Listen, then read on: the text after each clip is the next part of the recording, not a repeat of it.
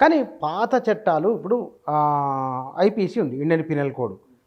ఈ Indian penal code ఇన్నిన్ని సెక్షన్లు ఎందుకు అని తీసేసి మన దేశానికి అనుగుణంగా మనకు సరిపోయే విధంగా తయారు చేసుకోవడం ఒకటి. రెండవది కొత్త నేరాలు వస్తున్నాయి. ఇవాళ సైబర్ నేరాలు, కొత్త కొత్త నేరాలు కొత్త కొత్త రూపాల్లో వస్తున్నాయి.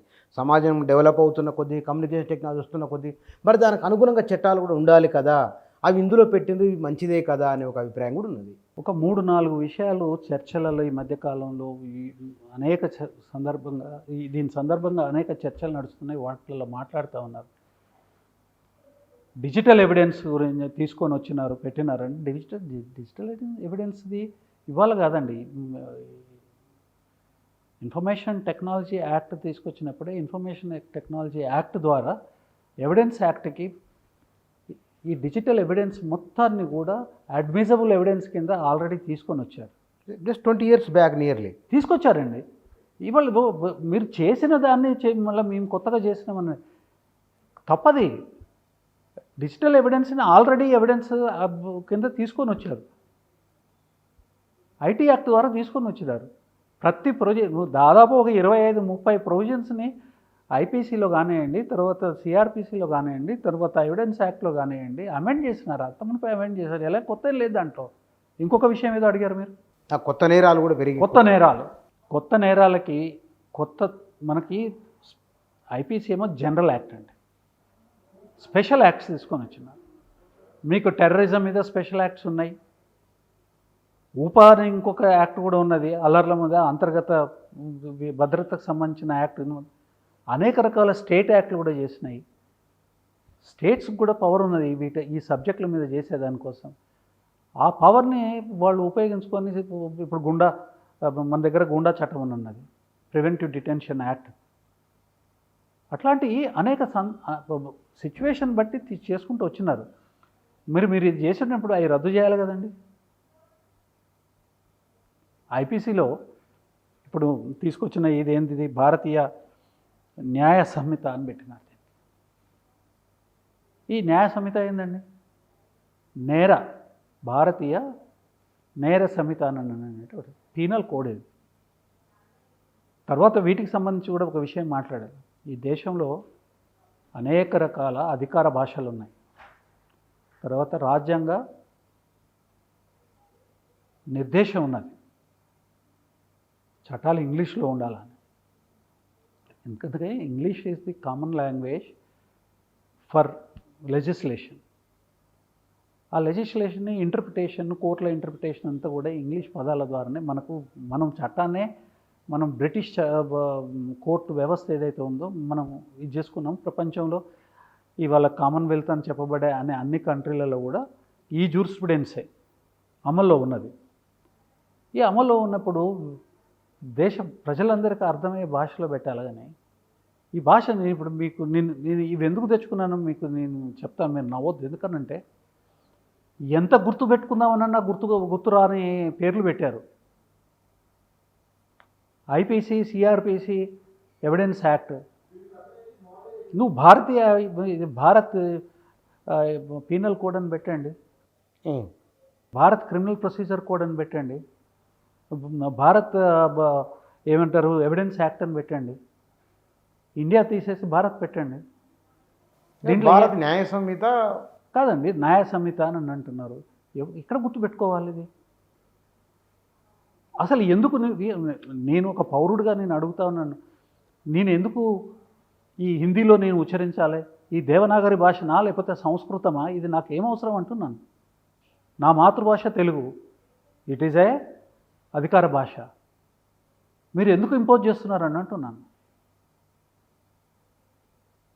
సులభతరం చేయాలి కదా. ఈ కఠిన సంస్కృత పదజాలం ఎవరికి అవసరం? ఇది అంటే 36 సంవత్సరాలు లాయర్గా పనిచేసిన నాకే గుర్తుండట్లేదు, సామాన్యుడికి ఎట్లా గుర్తుంటుందండి? హౌ టు హ్యాండిల్ ఇట్ అని అంటున్నాను. అంటే రుద్దబడడం అంటే కారణం, మీ ఉద్దేశం ఏం చెప్పదలుచుకున్నారు ఇక్కడ? ఎందుకు రుద్దుతున్నారు అన్నారు కదా.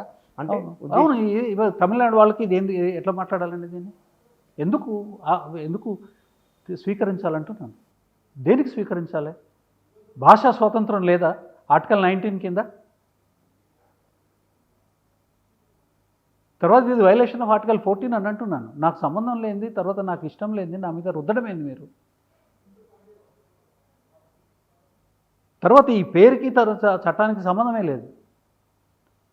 భారత నాగరిక సురక్షా సంహిత ప్రొసీజరల్ లా, క్రిమినల్ ప్రొసీజర్ ఏంటంటే ఓ కేసు వచ్చినప్పుడు పోలీసులు దాన్ని ఎట్లా రిజిస్టర్ చేయాలి, ఎట్లా ఇన్వెస్టిగేట్ చేయాలి, సాక్షులను ఎట్లా విచారణ చేయాలి, సాక్ష్యాన్ని ఎట్లా నమోదు చేయాలి, కోర్టు ముందు ఎట్లా ప్రొడ్యూస్ చేయాలి, క్రాస్ ఎగ్జామినేషన్ ఎట్లా చేయాలి, తర్వాత ఆర్గ్యుమెంట్లు ఎట్లా చెప్పాలి, ఆర్గ్యుమెంట్లు చెప్పేదానికి ముందు దాంట్లో మన నేరస్తుల యొక్క అభిప్రాయాన్ని ఎట్లా తీసుకోవాలి, ఆ తర్వాత జడ్జిమెంట్ ఎట్లా ఇవ్వాలి, అప్పీల్ ఎట్లా వేయాలి. దీంట్లో సురక్షా సంహిత అనేది ఏంటంటే నాగరిక సురక్ష ఎక్కడ ఉన్నది ఇందులో? దిస్ ఇస్ ప్రొసీజరల్ లా. ఈ ప్రొసీజరల్ లా అనేది బుక్కు పేరు వింటే తెలవాలి కదా ఓ స్టూడెంట్కి, ఒక ప్రజలకి. ఈ రకమైన అర్థం పర్థం లేని గందరగోళమైన పేర్లండి ఇవి, మనకు సంబంధం లేదు ఇవి. తర్వాత ఇంకొకటి కూడా చెప్తాను, ఈ చట్టాన్ని అమెండ్ చేసుకునే అధికారం ప్రతి రాష్ట్ర ప్రభుత్వానికి ఉంది. 3 చట్టాలను 3 చట్టాలని. అయితే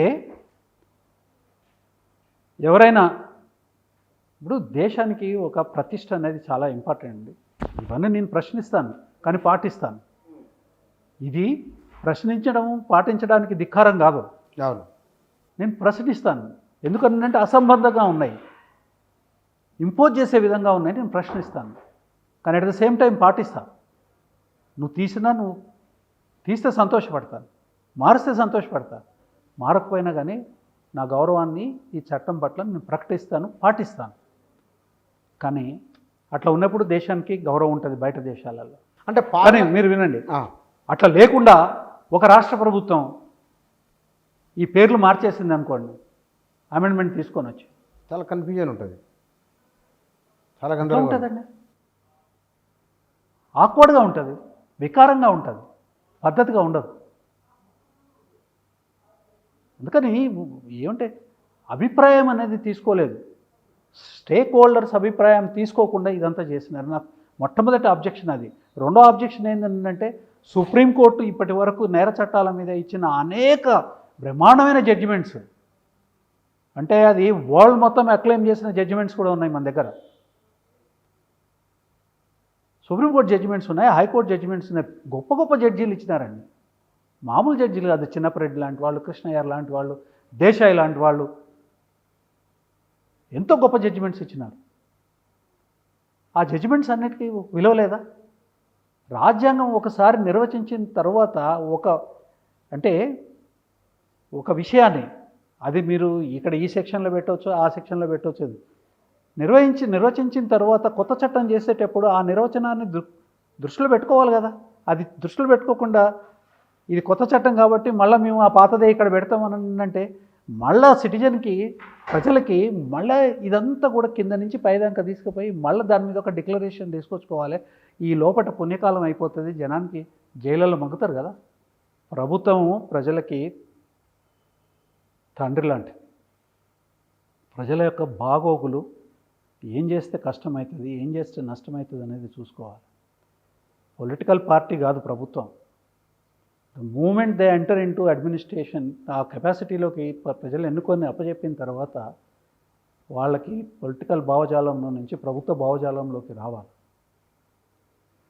ప్రభుత్వ భావజాలానికి మూలమైంది రాజ్యాంగం. రాజ్యాంగబద్ధంగా చేయమని కోరుకుంటాం. రాజ్యాంగబద్ధంగా కనుక లేకపోతే ప్రజలు చాలా కష్టాలకి, నష్టాలకి గురి చేయబడతారు. కాలం గొప్పది, గడిచిపోయిన కాలం ఇవ్వగలిగిన మనగాడు ఎవరు లేరు. ఎవరు లేరు, దేశం కాదు ప్రపంచంలో ఎవరు